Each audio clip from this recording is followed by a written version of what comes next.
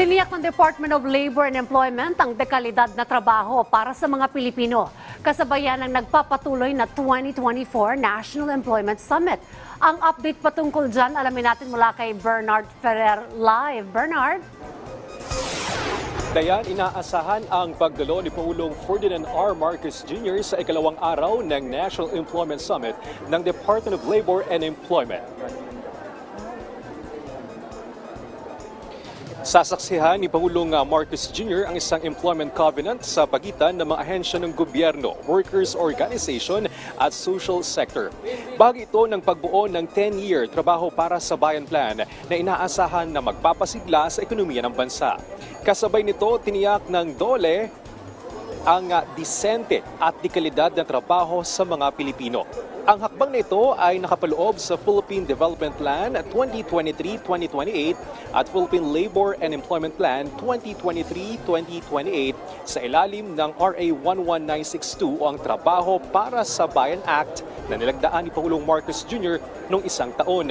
Kabilang sa nais itong matugunan ay ang unemployment, underemployment at iba pang usapin sa labor market. Yung trabaho para sa bayan plan, hindi ito government document lamang. Merong inputs dito ang mga kinatawan ng manggagawa, kinatawan ng mga namumuhunan, at kasama rito ang ating informal at saka marginalized and vulnerable sector.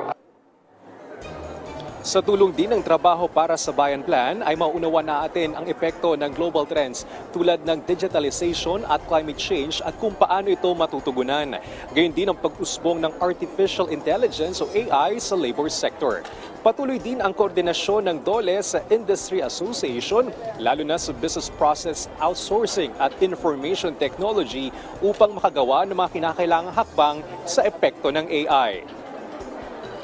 Any technological advancement, mga pagbabago sa larangan ng paggawa, magkakaroon yan ng displacement. Pero meron ding mga opportunities o mga bagong pwede nating makita na mga hanap buhay.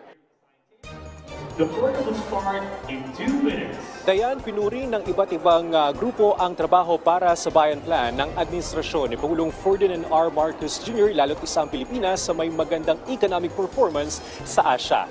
Inaabang naman natin ang maging mensahe ng Pangulo mamaya lamang. Balik sa iyo, Dayan. Maraming salamat, Bernard Ferrer.